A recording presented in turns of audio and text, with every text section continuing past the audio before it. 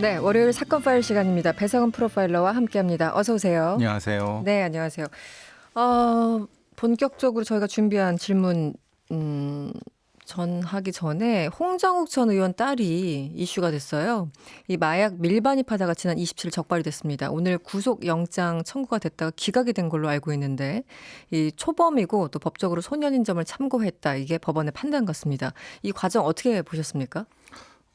내용이 LSD 네네. 합성 마약하고 마약 카트리지, 대마 카트리지인데 문제는 그것이 이제 19세이라고 하네요. 네, 지금 19세로 나와요. 네. 그래서 법적으로 소년인 점, 초범, 뭐 이게 흔히 말하는 당연히 소년 범의 경우에는 네. 불구속 수사라든가 이것이 원칙이기 때문에 그런데 그 내용이 범죄 내용이 조금 네. 질이 안 좋게 볼 수 있는 것은 네. 아마 이게 그 미국 본토 쪽이 아니라 다른 쪽에서 경유에 들어온 것 같아요. 하와이에서 들어온 걸로 일부 보도가. 네. 일부 보도가 나오는데 만약에 그랬다고 하면 이것은 하와이에 어떤 적이 없는 상태에서 하와이를 경유했다고 하는 것은 회피하려고 하는 의도가 있을 수 있다고 판단해야 되는 거 아니겠습니까? 회피요. 예, 말하자면 그러니까 하와이 쪽은 전수 검사를 하는데 거기서 이제 이쪽 지역은 안 한다는 어떤 정보를 얻고 이쪽으로 들어왔다거나 이런 부분들이 네. 충분히 그 예측될 수 있는 부분이라고 하면은 네.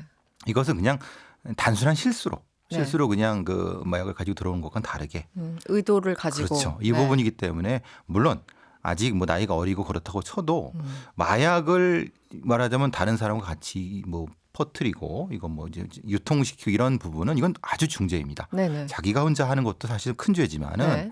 이 부분 분명히 고려해 봤어야 되는 건데 음. 좀 기계적인 구속영장 기각이라고 하는 생각이 좀 드는 생각이 좀 듭니다. 네. 물론 내용적인 건 뭐 이 말한 거가 네. 뭐 틀린 건 아닙니다. 초범이고 좀 소년이기 뭐 때문에 원칙적으로 얘기를 했으니까. 그런데 법원에서. 아쉬운 점 분명히 존재한다는 겁니다. 단순 실수로 그냥 들고 들어온 것인지 아닌지 여기에 대해서 좀 판단이 다른 것 같고요. 그렇죠. 사실은 이달 초에도 이 CJ그룹 이선호 씨도 그렇고 이 유명인들 혹은 뭐 있는 집 자제들 다들 무슨 이게 유행도 아니고 마약에 손댄다는 얘기가 참 많이 들립니다. 어떻게 보십니까? 마약도 고급 마약, 액상 고급. 카트리지, LSD 같은 네. 고급 마약.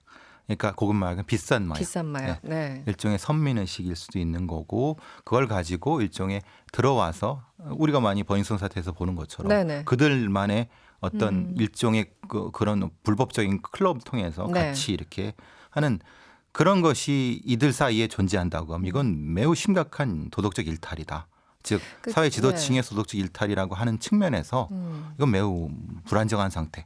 이건 분명히 무엇인가를 끊어내야 되는 부분이 아닐까 싶습니다. 외국에서는 일정 마약은 또 허용하기도 하고 주마다 또 다르겠지만 미국 같은 경우 그래서 이게 약간 별거 아닌 것처럼 돼버리는 그런 인식을 가지고 살고 있다고 봐야 됩니까? 이 사람들 입장에서는 19살입니다. 19살. 이제 성인이 되는데 그걸 네. 그렇게 생각하는 것 자체는 심각하죠.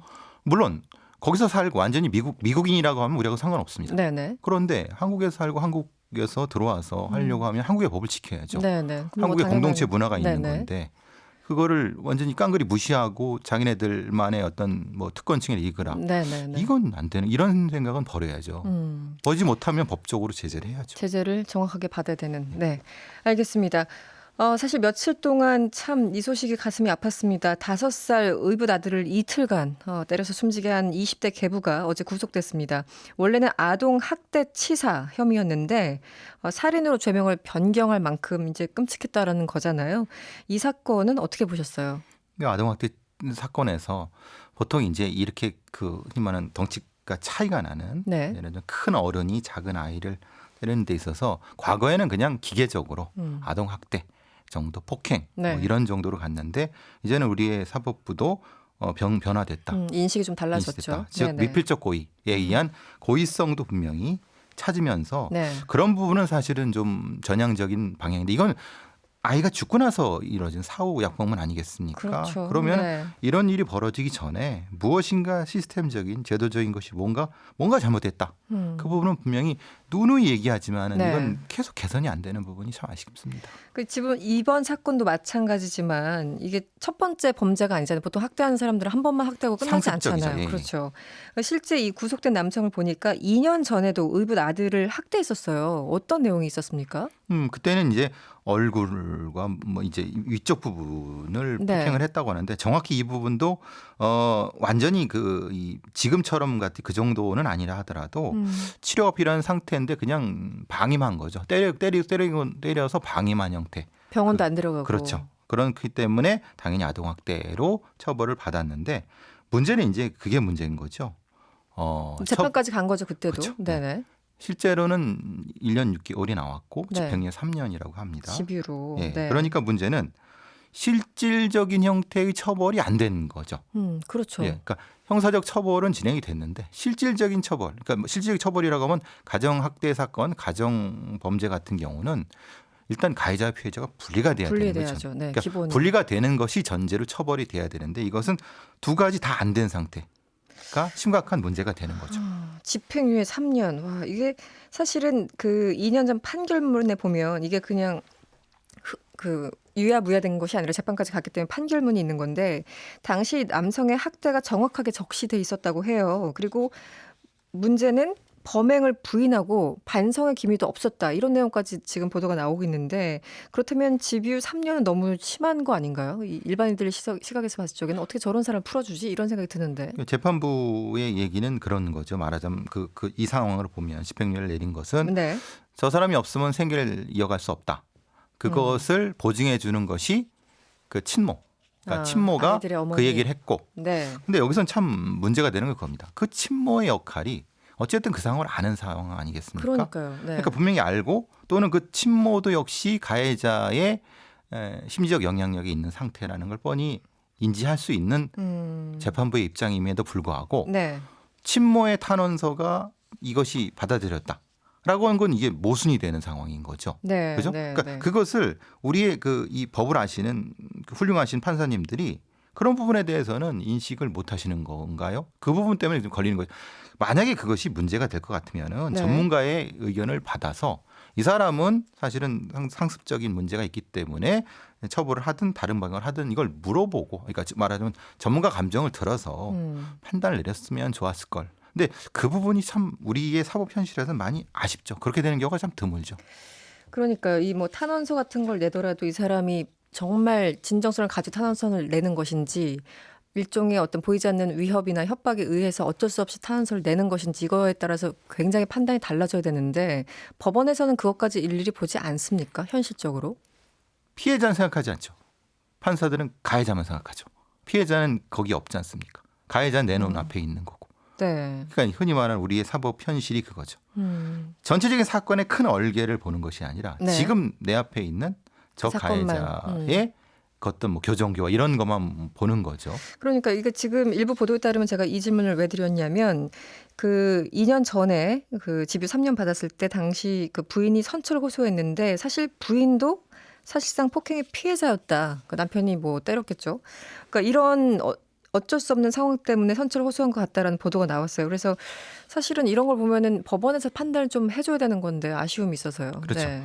반드시 이것은 했어야 되는 건데 근데 그것을 판단하지 않고 그 기계적으로 선처 호소했으니까 내보내 이렇게 탄원서 되는 건가요? 그리고 생계에 문제가 있으니까 내보내 이런 형태가 되는 거죠. 네.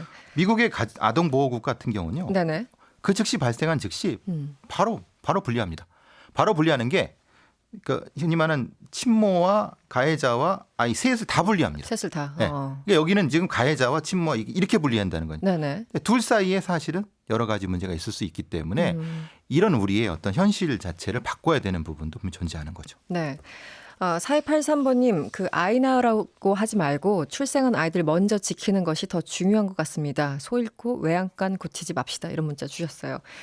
고유정 얘기를 잠깐 해봐야 되겠습니다. 오늘 4차 공판이 열렸습니다. 이 고유정이 그 직접 발언할 기회를 달라고 했는데요. 한 10분 동안 얘기를 했다고 하는데 어떤 내용들이었습니까? 이제 본인의 얘기는 핵심적으로는 네. 연결되는 겁니다. 즉 본인이 살인한 이유는 네. 전 남편의 성범죄 때문에 성범죄 시도 때문에 그렇다고 네. 한 거고 어쩔 수 이건 없이 했다. 네. 고유정의 주장입니다. 네. 그리고 사체유기는 왜 했느냐? 사체유기는 그거는 현 남편의 어떤 자기를 지배했던 성격적인으로 심리적으로 지배한 것에 대해서 네. 어떻게 뭐 답을 해야 될 것인가를 몰랐기 때문에 일단은 숨겨놓고 남편하고 의논하려고 했다라는 방식으로 크게 두 가지로 얘기되고 있는 거죠. 그러니까 지금 여태까지 문제가 됐던 것은 네네. 그래 그 살인은 좋다. 살인은 뭐 고유정 당신 말대로 우발적으로 했다고 치자. 네. 그러면 그렇게 잔혹하게 사체유기를 할 이유는 뭐냐라고 할 때 그 설명을 여태까지는 그 논리를 만들어낸 것 같습니다. 즉 현 남편의 어떤 본인 주장입니다. 네. 이상적인 성욕이라든가 아니면 이런 지배적인 성격 때문에 네. 자기가 어쩔 수 없이 감출 수밖에 없었다라고 하는 주장을 지금 이 일종의 모두 발언을 통해서 한 네. 부분인 거죠. 그 뒷부분은 설득이 전혀 없어 그렇죠. 보이는데요. 설득이 없지만은 고유정의 입장에서는 지금 선택할 수 있는 길은 그밖에 없습니다. 왜 그렇게 잔혹하게 훼손을 했냐라고 하면은 네네. 누구한테는 책임을 넘겨야 되지 않습니까? 그럼 당연히 지금까지 주장한 바로 네. 현 남편 자체가 문제 있는 사람이다. 네. 그렇기 때문에 현 남편의 뭐 관련된 사람도 뭐 문제가 있었고 그럼 나도 마찬가지다. 이런 식으로 논리를 전개하는 것 같습니다. 그 지금 이뿐만 아니라 고유정 의붓아들 경찰에서는 잠정적으로 고유정이 살해를 했다 이렇게 결론을 냈습니다. 그런데 지금 구체적인 증거는 없는 상황 아닌가요? 정황 증거만 있습니까? 어떻습니까? 지금은 전적으로 다 정황 증거입니다. 말하자면은 뭘 검색했다. 네. 그때 깨어 있었다. 그리고 그때 분명히 볼 수 있었다라는 네. 등등의 뭐 어느 정도까지의 그 정황은 분명히 존재하지만 살인 사건은 정황만으로는 안 됩니다. 그건 당연한 겁니다. 재판 받을 때 참 불리할 수밖에 없죠. 그렇죠. 네네. 그러니까 이거는 글쎄요. 청주 상당 경찰서에서 네. 본인들도 많이 고심을 했겠지만은 네네. 분명한 거는 이렇게 직접적인 증거 아니면 뭐 어떤 형태라도 정황 증거라도 뭔가가 있는 상태로 기소를 해야지 네. 뭔가 유죄를 받을 수 있는데 직접적인 증거는 물론이거니와 관련된 여러 가지 것도 시간도 오래 걸렸고 다른 부분에 대해 변명거리를 너무 많이 줄 수 있는 빌미를 줬다는 겁니다. 네. 지금 상태에서 이대로 이 것만 가지고 재판에 들어간다면은 아마 유죄 나오기 힘들 겁니다. 검찰에서 입증할 수 없기 예. 때문에. 그래서 지금 검찰도 아마 고심을 할 겁니다. 그러니까 뭐 당연히 살인죄로 기소를 송치를 했지만 네. 검찰 입장에서는 본인들도 네. 이것을 만약에 기소해서 무죄가 나와버리면 이건 그다음에 보강 수사를 지시하던 네. 뭘 하던 어떻게 조치를 할 겁니다. 네. 이것도 참 궁금했습니다. 화성 연쇄살인 사건. 그 당시 목격자인 버스 안내양 그분을 만나서 체면 조사를 최근에 했다고 해요. 그래서 화성 사건 범인이 맞다 이렇게 진술했다고 하는데 실제 이 체면 조사 결과들이 그 재판 과정에서 유의미하게 채택이 됩니까? 어떻습니까? 채택은 되는 경우가 있는데 이 경우는 안 네. 됩니다. 이 경우는 이 사람이 너무 오염이 많이 돼 있습니다.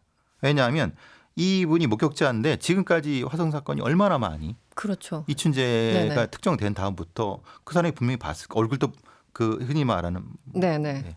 그럼 이거는 몽타주를 통해서. 이거는 이게 되지는 않습니다. 왜냐하면 이 기억의 오염이 그걸 어떻게 입증할 겁니까? 이 오염이 안 됐다는 거를. 그 당시 몽타주는 있었지만, 그러니까 그때도 봤을 텐데 왜 이제 와서 인정하느냐, 뭐 이런 그런 취지인가요? 식이기도 하고 이 사람이 이 목격자분이 언론을 통해서 그 이춘재의 얼굴 이런 걸 봤기 때문에 안 봤다고 볼 수가 없지 않습니까? 네네. 그럼 그거에 대한 걸 어떻게 분리해낼 거냐 이 말입니다.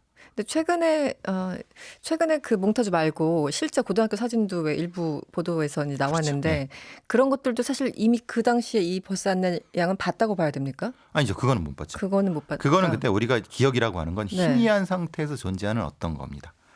거기에 대한 확신을 주는 것은 그 다음에 존재하는 어떤 그 기억의 조각들이 합쳐지는 건데 만약에 그냥 이 언론을 통해서 이것이 드러나지 않았다고 하면 그러니까 네. 사진이 공개되지 않았다고 하면 네. 혹시라도 그 체면이라는 걸 신뢰할 수 있을지 모르겠지만은 물론 단서는 될 수 있습니다. 근데 그것이 유죄의 증거라고 하는 거 형사 사건의 유죄의 증거는 네. 이거는 많이 부족하죠. 알겠습니다. 뭔가 좀 긍정적인 답변이 나올 거라고 기대했는데 아니군요. 네, 알겠습니다. 지금까지 배상훈 프로파일러였습니다. 고맙습니다. 감사합니다. 여러분의 퇴근길을 꽉 채워드립니다. 평일 저녁 6시 5분 이승원의 세계는 그리고 우리는